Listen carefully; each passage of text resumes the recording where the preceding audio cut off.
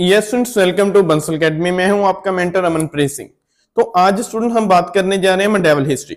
Medieval history में एक बहुत ही इंपॉर्टेंट टॉपिक दिल्ली डायनेस्टी, उससे हम शुरुआत कर रहे हैं। तो दिल्ली डायनेस्टी एक ऐसा टॉपिक है जिसमें से हर बार एग्जाम में क्वेश्चन देखने को मिलते हैं, क्योंकि बहुत ही इंपॉर्टेंट टॉपिक बन जाता है। तो आज स्टूडेंट हम बात करेंगे दिल्ली सल्तनत की, दिल्ली डायनेस्टी की। हाँ जी, दिल्ली डायनेस्टी।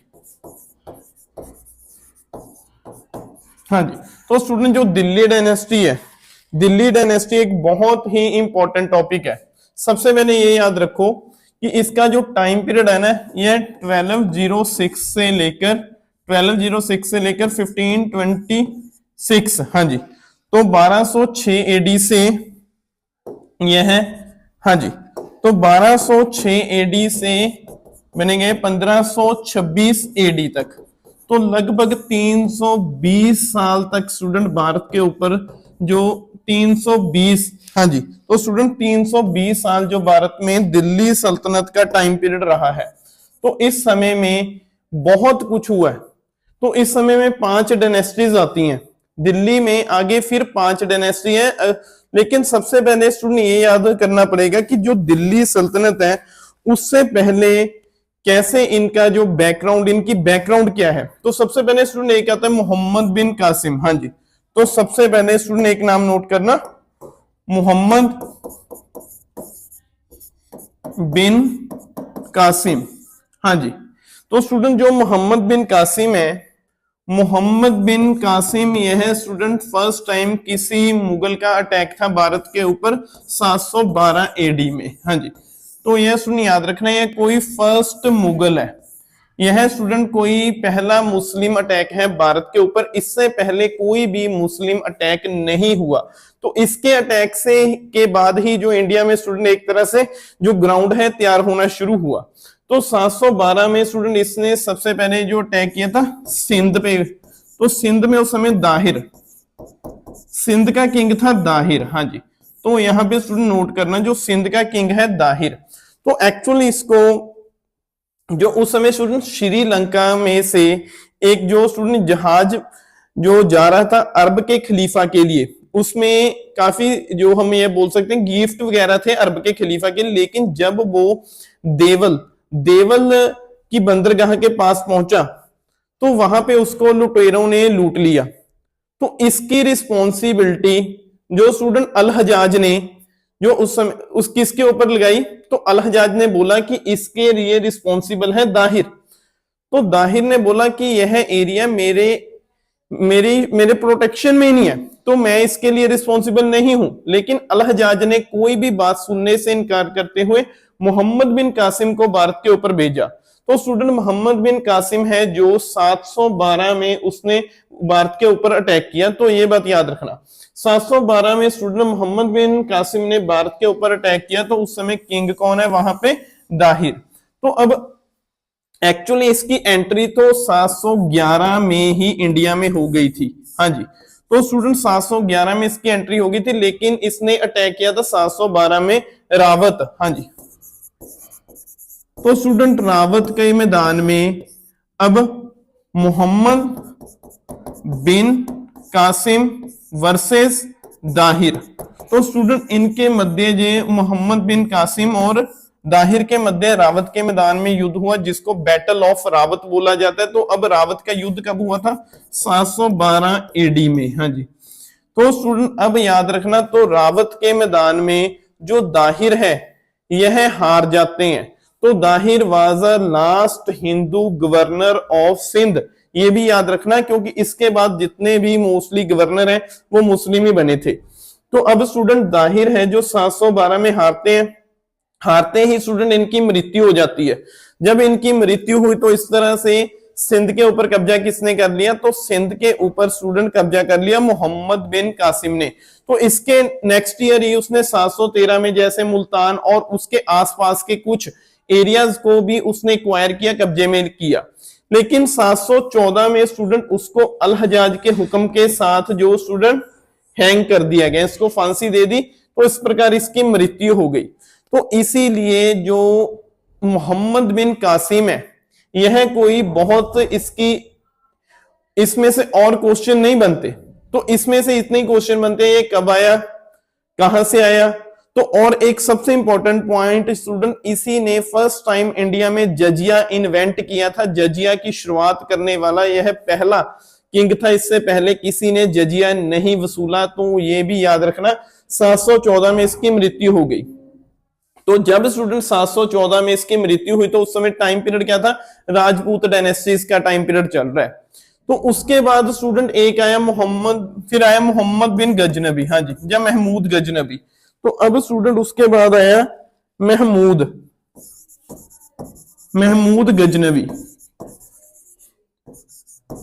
हाँ जी। तो स्टूडेंट अब जो महमूद गजनबी है, तो महमूद गजनबी ने स्टूडेंट भारत में 1000 से लेकर 1030 तक, हाँ जी। तो स्टूडेंट इसने लगभग, वैसे तो अगर मैं बात करूं, क्योंकि इसकी 30 में डेथ हो गई थी, तो ये किंग बना था 998 एडी में, लेकिन इसने स्टूडेंट भारत के ऊपर अटैक किए 1000 एडी से लेकर 1027 एडी तक। तो स्टूडेंट इसने भारत के ऊपर 17 टाइम्स अटैक किया। तो इसने स्टूडेंट भारत के ऊपर 17 बार अटैक किया है। लेकिन जब भी इसने अटैक किया तो इसका मेन मोटिव सिर्फ एक ही था कि भारत में से धन दौलत लूट कर जाना और यहाँ पे इस्लाम को स्प्रेड करना। तो यह भारत में कभी भी स्टेबल नहीं हुआ। तो यह भारत में कभी भी स्टूडेंट इसने कहीं पे भी रहने की कोशिश वगैरह नहीं की। तो हर बार इसने अटैक किया, अटैक करने के बाद वापस चले जाता। जैसे इसका सबसे फेमस 16 अटैक है जो स्टूडेंट सोमनाथ के ऊपर 1025 में हुआ था। तो उस समय स्टूडेंट ये सारा टाइम पीरियड चल रहा राजपूत डायनेस्टी का। तो यह एक तरह से सेकंड स्टूडेंट जो मुगल अटैक था। तो अब याद रखना, तो अब एक बात और याद रखनी है, जो पहले था मोहम्मद बिन कासिम, वो बेसिकल अरब से आया था।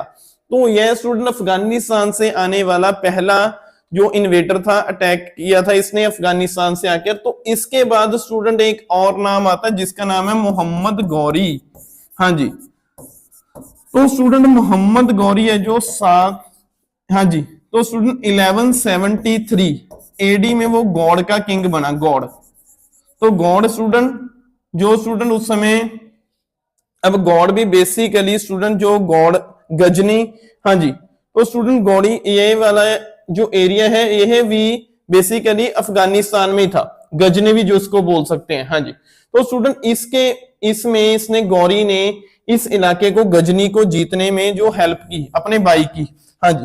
तो स्टूडेंट जब इसने वहां पे गजनी को जीतने में हेल्प की, गजनी, गौड़ नहीं गजनी, नोट करना यहाँ पे।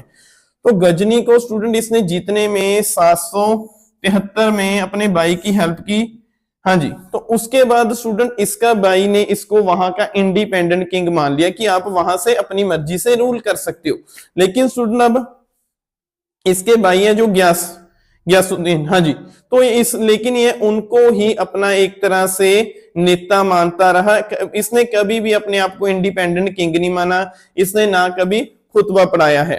तो अब स्टूडेंट इसके बाद इसने 1175 से लेकर स्टूडेंट 1206 तक इसने स्टूडेंट अलग अलग टाइम पीरियड के ऊपर भारत में अटैक किया है। तो जहां पे स्टूडेंट इसने खुद अटैक किया तो वहीं पे इसके सेनापति भी थे जिन्होंने इसके जो स्टूडेंट अटैक में उन्होंने हेल्प की है। उसमें से सबसे बड़ा नाम है कुतुबुद्दीन ऐबक का।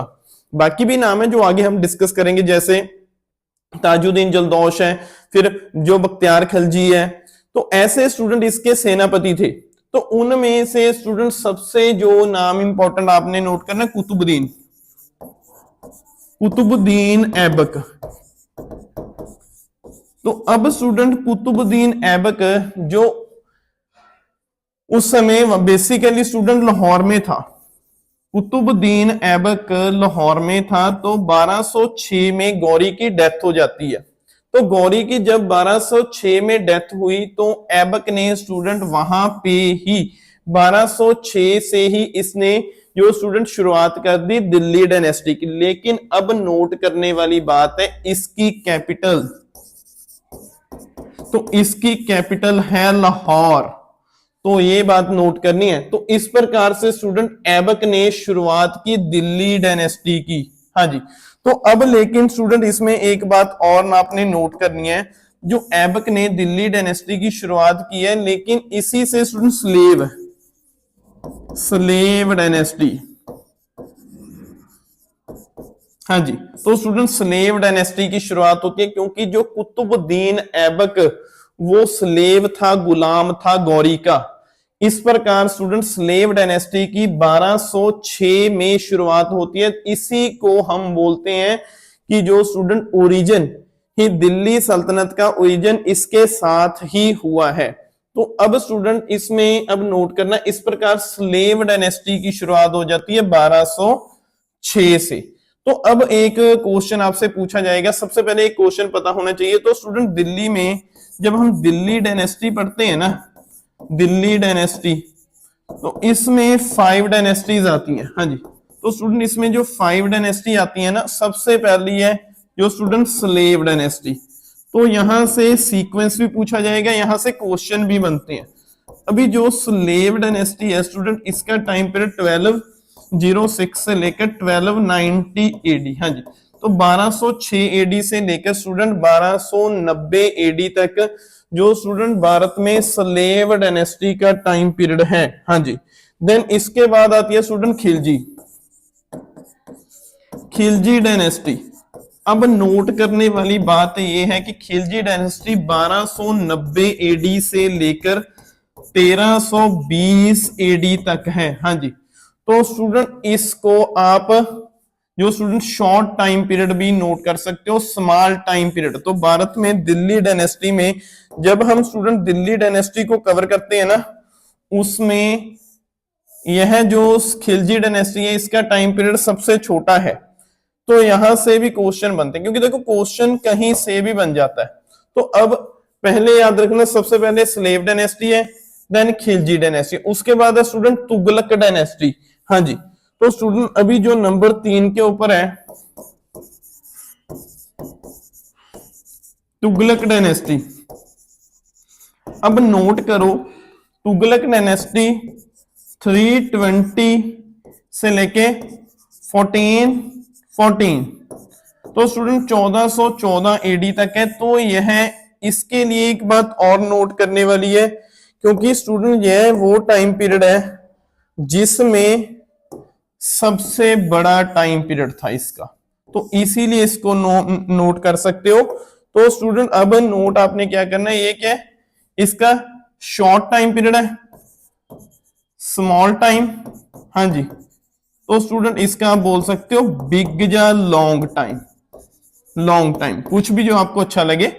तो इसका बिग या लॉन्ग टाइम पीरियड है तुगलक डायनेस्टी का। हाँ जी, तो तुगलक डायनेस्टी के बाद स्टूडेंट भारत में एक नई डायनेस्टी आती है जिसका नाम है सैयद डायनेस्टी। हाँ जी, तो स्टूडेंट उसके बाद है सैयद डायनेस्टी।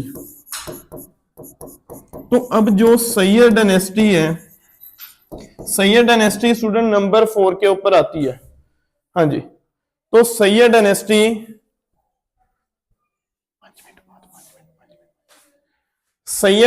स्टूडेंट नंबर 4 के ऊपर आती है। सैयद डायनेस्टी का टाइम पीरियड नोट करो, 1414 से 1451। हाँ जी, तो स्टूडेंट 1414 से लेकर 1451 तक भारत में जो स्टूडेंट दिल्ली डायनेस्टी में आई थी सैयद डायनेस्टी। तो इसके बाद है student Lodhi dynasty. Lodhi dynasty, अब जो लोधी डायनेस्टी है यह 1451 से लेकर 1526 एडी तक। तो स्टूडेंट ऐसे थे 5, तो इन सभी को आपको अच्छे से समझना होगा। अगर दिल्ली डायनेस्टी से क्वेश्चन करना चाहते हो तो इनका सीक्वेंस भी याद करना पड़ेगा, इनका टाइम पीरियड भी याद करना पड़ेगा, और इनमें से स्टूडेंट शॉर्ट टाइम पीरियड इसका है खिलजी डायनेस्टी का, लॉन्ग टाइम पीरियड है तुगलक डायनेस्टी का, सबसे पहला है स्लेव डायनेस्टी, सबसे लास्ट में है लोधी डायनेस्टी। तो पहले तो इनके सीक्वेंस में से ही क्वेश्चन आ जाते हैं, इसीलिए सबसे पहले इसी को नोट किया है हमने। तो स्टूडेंट देखो क्वेश्चन कहीं से भी बने, अगर अच्छे से पढ़ोगे तो क्वेश्चन बाहर नहीं जाएगा, ये मैं श्योरिटी के साथ बोल सकता हूं। तो ऐसे 5 डायनेस्टी स्टूडेंट नोट करनी है आपने, स्लेव, खिलजी, तुगलक, सैयद और लोधी। तो अब स्टूडेंट सबसे पहले हम चलते हैं स्लेव डायनेस्टी के ऊपर। हाँ जी, तो अब स्टूडेंट सबसे पहले नोट करेंगे स्लेव डायनेस्टी। हाँ जी, तो स्टूडेंट इसको स्लेव क्यों बोला जाता है? तो अब इसके लिए एक और शब्द यूज होता है हिंदी में जिसको हम ममलूक बोल देते हैं, गुलाम बोल देते हैं। तो इसमें स्टूडेंट जितने भी किंग हैं वो मोस्टली स्लेव है। तो सबसे पहले तो कुतुबुद्दीन ऐबक जो इसके फाउंडर माने जाएंगे वो भी स्लेव है, किसके? गौरी के स्लेव है। हाँ जी, तो अब जैसे मैंने स्टूडेंट बताया था, अब सबसे पहले नोट करना हमने, तो स्टूडेंट नाम कौन सा? कुतुबुद्दीन, कुतुबुद्दीन ऐबक। हाँ जी, तो अब स्टूडेंट जो कुतुबुद्दीन ऐबक है यह दिल्ली डायनेस्टी का स्टूडेंट, इसने शुरुआत की है 1206 में। हाँ जी, तो अब स्टूडेंट नोट करो, जो कुतुबुद्दीन ऐबक के ऊपर से बहुत क्वेश्चन बनेंगे, बहुत ज्यादा क्वेश्चन बनते हैं इसमें से। तो बहुत इंपॉर्टेंट यह है स्टूडेंट हमारा टॉपिक है स्लेव डायनेस्टी। दिल्ली डायनेस्टी में सबसे पहले स्लेव डायनेस्टी आती है। तो इसमें स्टूडेंट जो कुतुबुद्दीन ऐबक है बेसिकली यह गौरी के एक सेनापति है और साथ ही साथ गुलाम भी है। तो इसने गौरी का राज एक्सटेंड करने में बहुत ही बढ़िया रोल प्ले किया था। लेकिन 1206 में जब गौरी की मृत्यु हो गई अफगानिस्तान में, तो इसने स्टूडेंट क्या किया था, यह उस समय लाहौर में था। तो इसने देखा कि अब क्योंकि गौरी की मृत्यु हो चुकी है, क्योंकि पहले स्टूडेंट लाहौर को जीतने में इसी ने इंपॉर्टेंट रोल प्ले किया था, तो इसने स्टूडेंट लाहौर को अपनी कैपिटल बना दिया। तो इसके समय में दिल्ली कैपिटल नहीं थी, पहले ये भी बात याद रखना। तो इसके समय में कैपिटल थी लाहौर। तो अब स्टूडेंट इसका टाइम पीरियड नोट करो, 1206 एडी से 1210 एडी तक। हाँ जी, तो स्टूडेंट इसने यह लगभग 4 साल राज किया है, लगभग 4 से 5 साल। हाँ जी, तो स्टूडेंट इस टाइम पीरियड में सबसे पहले आपने क्वेश्चन नोट करना है कि स्टूडेंट इसने कहां से राज शुरू किया? लाहौर से। तो सबसे पहले स्टूडेंट इसने लाहौर से राज शुरू किया, लाहौर इसकी कैपिटल बनी। इसने लाहौर से स्टूडेंट अपनी जो कंडीशन है, अपनी स्थिति है, इसने वो इंप्रूव करनी शुरू कर दी। हाँ जी, तो स्टूडेंट इसके नाम से कुछ अचीवमेंट है, यहां से क्वेश्चन बनता है। सबसे पहले स्टूडेंट इसका सेकंड नेम नोट कर लो, लाख बख्श। तो इसको लाख बख्श बोला जाता है। तो यह स्टूडेंट बेशक एक गुलाम था, मुस्लिमिज्म से था, लेकिन यह कहीं ना कहीं पब्लिक वेलफेयर के साथ जुड़ता है। तो यह स्टूडेंट जनता से, जो वहां की प्रजा है, तो उनके साथ हमदर्दी की भावना रखता है। इसीलिए स्टूडेंट इसको लाख बख्श के नाम से जो जाना जाता है। हाँ जी, तो और यह स्टूडेंट एक तरह से इसका जो नेचर है ना, वो इसकी नेचर एक तरह से दानवीर वाली है। जैसे आपने सभी ने दानवीर करण का तो नाम सुना होगा, चलो उसके साथ तो तुलना नहीं कर सकते, लेकिन इतनी जरूर है कि यह भी स्टूडेंट जनता को दान वगैरह करता रहता था। तो इसीलिए इसको लाख बख्श से के नाम से जाना जाता है। तो अब स्टूडेंट नोट करना, जो लाहौर इसकी कैपिटल बनी 1206 से लेकर 1210 तक इसका टाइम पीरियड है। तो इसने स्टूडेंट सबसे पहले, हाँ जी, तो इसने स्टूडेंट एक काम किया, कुवैत उल इस्लाम, कुवैत अल इस्लाम। तो यह स्टूडेंट इंडिया में आप इसको फर्स्ट मस्जिद बोल सकते हो, फर्स्ट मस्जिद इन इंडिया। तो बेशक स्टूडेंट इससे पहले भी कुछ मस्जिद बनाने की कोशिश की है, बनी भी है कुछ, लेकिन स्टूडेंट क्योंकि ना तो गौरी यहाँ पे था परमानेंटली, ना ही गजनबी था, और ना ही जो था मोहम्मद बिन कासिम, तो इसने इंडिया में रहना शुरू किया। तो इसने स्टूडेंट भारत में इसको फर्स्ट मस्जिद मानी जाती है। तो यह स्टूडेंट कहां पे है? यह है दिल्ली में। तो इसका नाम नोट कर लो जी, कुवैत उल इस्लाम। तो इसने स्टूडेंट एक और बनाई थी, अढ़ाई दिन का झोंपड़ा,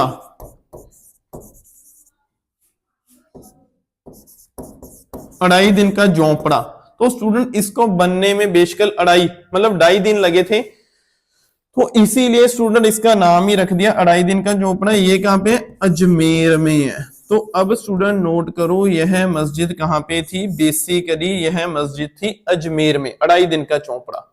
तो अढ़ाई दिन का चौपड़ा स्टूडेंट, एक इसने मस्जिद बनाई थी अजमेर में और एक स्टूडेंट इसने मस्जिद बनाई थी कुवैत उल इस्लाम जो थी दिल्ली में। तो यहां से क्वेश्चन बनते हैं और इसका सेकंड नेम लाख बख्श, यहां से भी क्वेश्चन बनेंगे। फिर स्टूडेंट इसने कुतुब मीनार, मीनार, तो स्टूडेंट इसने कुतुब मीनार का निर्माण शुरू किया 1206 में लगभग। तो स्टूडेंट यह कहां पे? दिल्ली में है, दिल्ली के मेहरौली में है। हाँ जी, तो स्टूडेंट दिल्ली के मेहरौली में कुतुब मीनार का निर्माण इसने शुरू किया। अब एक्चुअल कुतुब मीनार का निर्माण हुआ क्यों था, यहां पे भी स्टूडेंट 2 क्वेश्चन बन जाते हैं कि इसका जो स्टूडेंट, पहले तो स्टूडेंट एक नाम आता है ख्वाजा, ख्वाजा कुतुबुद्दीन बख्तियार काकी। तो स्टूडेंट ख्वाजा कुतुबुद्दीन बख्तियार काकी जो बेसिकली एक सेंट थे, तो स्टूडेंट इनकी याद में इन्होंने एक मीनार का निर्माण शुरू किया था जिसका नाम था कुतुब मीनार, ख्वाजा कुतुबुद्दीन बख्तियार काकी। और जो इसका दूसरा मोटिव क्या था, क्योंकि स्टूडेंट रमजान के मंथ में, जो रमजान का पवित्र माह आता है, उसमें मुस्लिम कम्युनिटी है, जो हमारे मुस्लिम भाई हैं, वो रोजे रखते हैं। तो स्टूडेंट पुराने समय में बेसिकली उनको, तो इसलिए एक तरह से वहां से खड़े होकर बांग देने के लिए, जैसे हम बोलते हैं ना ऊंची बोलने के लिए, तो मतलब रोजे का टाइम हो गया, तो वहां पे एक तरह लोगों को उठाने के लिए। तो ये 2 मेन मोटिव थे। एक तो इसने सोचा कि ख्वाजा कुतुबुद्दीन बख्तियार काकी हैं, उनकी याद में एक ये मीनार बनाएंगे, और दूसरा मोटिव था कि वहां से स्टूडेंट आम जनता जो, उनको बताया जाएगा कि अब रोजा रखने का टाइम हो चुका है, अब रोजा खत्म होने का टाइम हो चुका है, एक तरह से इंफॉर्मेशन के लिए। तो यह 2 मोटिव थे। लेकिन अब स्टूडेंट जो कुतुब मीनार का निर्माण मध्य ही चल रहा था, तो 1206 में इसने शुरुआत की थी, लेकिन 1210 में स्टूडेंट इसकी जो पोलो खेलते समय डेथ हो चुकी है। पोलो, जिसको एक चुगान के नाम से भी जाना जाता है, चुगान, जब पोलो खेलते समय स्टूडेंट इसकी जो मृत्यु हो जाती है। तो अब एक क्वेश्चन यहां से बनता है, तो स्टूडेंट उस समय करम सिंह नाम के स्टूडेंट एक राजा के ऊपर इसने पहले अटैक किया था, तो जिसमें स्टूडेंट उनकी मृत्यु हो जाती है। तो यह उसके सिर के साथ ही पोलो खेल रहा था और यह बैठा भी उसी के घोड़े के ऊपर था। तो उस घोड़े ने अपने जो स्टूडेंट मालिक को पहचान लिया, तो वो भाग जाता है, भागने लगता है, और यह कुतुबुद्दीन ऐबक नीचे गिर जाता है। तो ऐसे भागते जाते हैं जिसके कारण इसकी मृत्यु हो जाती है। तो अब 1210 में स्टूडेंट इसकी मृत्यु हो जाती है। तो अब आपने यहां पे नोट करना है, तो 1210 में स्टूडेंट इसकी मृत्यु हो जाती है। तो दिल्ली सल्तनत में स्टूडेंट जो पहला सुल्तान है वो है कुतुबुद्दीन ऐबक स्लेव डायनेस्टी से। लेकिन इसके बाद है स्टूडेंट आराम शाह। हाँ जी, तो स्टूडेंट आराम शाह, तो अब नोट करो, आराम शाह 1210 से लेकर 1211 तक। तो स्टूडेंट आराम शाह इसका बेटा है, आराम शाह इसका बेटा है। तो वो 1210 में अपनी पिता कुतुबुद्दीन ऐबक की मृत्यु के बाद नया सुल्तान बना। तो जब स्टूडेंट वो सुल्तान बना, तो यहां पे एक नाम नोट करना है, इल्तुतमिश, इल्तुतमिश। तो अब स्टूडेंट जो इल्तुतमिश है बेसिकली कुतुबुद्दीन ऐबक का यह स्लेव भी है, और इसको उसने यदाबू का गवर्नर भी अपॉइंट किया हुआ है, और इसी के साथ उसने अपनी बेटी की मैरिज भी की थी। तो अब स्टूडेंट आराम शाह जब किंग बना, तो वहां पे जो स्टूडेंट मिनिस्टर्स थे उन्होंने बोला कि आराम शाह एक कैपेबल किंग नहीं है, तो इसलिए किंग कौन बनना चाहिए? किंग बनना चाहिए इल्तुतमिश। इल्तुतमिश को इस बात को लिए उन्होंने स्टूडेंट मोटिवेट किया, प्रेरित किया कि आप जाओ राम शाह को पीछे करो और खुद आप सुल्तान बनो। तो अब स्टूडेंट इसने 1210 में दिल्ली के निकट ही एक स्थान है जिसको बोला जाता है जड़। जड़ तो स्टूडेंट अब 1211 में एक बैटल हुआ जिसको बैटल ऑफ जड़ बोला जाएगा। जड़ के मैदान में स्टूडेंट इल्तुतमिश ने अटैक किया आराम शाह के ऊपर, जिसमें स्टूडेंट 1210-11 में आराम शाह की मृत्यु हो जाती है, तो नए सुल्तान बनते हैं इल्तुतमिश। तो अब स्टूडेंट इल्तुतमिश 1211 से लेकर 1236 तक इनका टाइम पीरियड है। तो स्टूडेंट इल्तुतमिश इसको हम नेक्स्ट क्लास में कवर करेंगे, लेकिन अब स्टूडेंट याद रखना इसको रियल फाउंडर के नाम से जाना जाता है, real founder of Delhi dynasty, क्योंकि यह स्टूडेंट पहला सुल्तान था जिसने दिल्ली को कैपिटल बनाया। इससे पहले जैसे मैंने बोला कुतुबुद्दीन ऐबक की कैपिटल क्या थी? लाहौर थी, तो इसकी कैपिटल है दिल्ली। यह फर्स्ट सुल्तान है और इसी को स्टूडेंट रियल फाउंडर बोला जाता है। तो इल्तुतमिश के काम आगे हम नेक्स्ट क्लास में करेंगे। हाँ जी, thank you students, take care, have a nice day and God bless you.